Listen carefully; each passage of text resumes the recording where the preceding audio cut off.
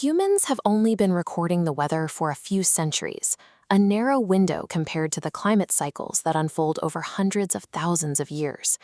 Standard historical proxies like tree rings or carbon-14 dating help us look back further, but their reliability fades after a few tens of thousands of years.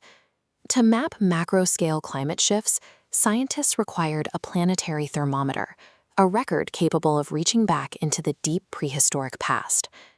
Predicting the Earth's future requires a way to read a history that was never written down. That record exists in places like Antarctica and Greenland. In these polar regions, snow falls but never melts. Year after year, accumulating snow compresses into a massive, uninterrupted geological record of the atmosphere. Extracting this data required a massive international effort. At the Vostok station in Antarctica, scientists drilled over 3,600 meters into the ice sheet. This extraction process allowed researchers to recover snow that originally fell 800,000 years ago. To the naked eye, these core samples look like featureless cylinders of translucent, frozen water. The climate data is invisible. To find it, scientists have to look past the ice itself and measure the atomic weight of the water molecules. Reading the ice relies on measuring heavy isotopes, specifically oxygen-18, trapped inside the frozen layers. Evaporating at the equator, vapor contains standard and heavier oxygen-18 molecules. As the storm moves poleward, heavier oxygen-18 falls out first as rain, known as Rayleigh distillation. Reaching Antarctica, extreme cold has stripped away the heavy isotopes, leaving the snow heavily depleted.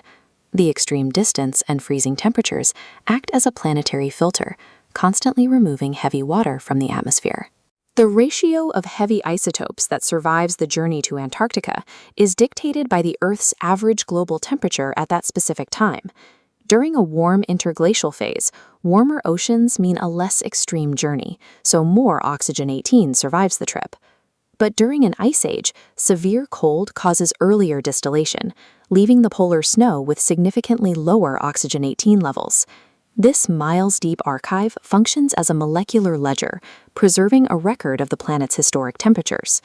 In the laboratory, scientists melt these ancient samples and use a mass spectrometer to count the individual isotopes.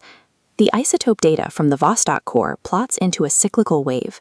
The upward spikes in the data align with historically warm periods, known as interglacial phases. The downward plunges in the wave correspond with the massive ice ages that have gripped the planet. By weighing these molecules of frozen water, scientists have successfully mapped the last 4 major ice ages.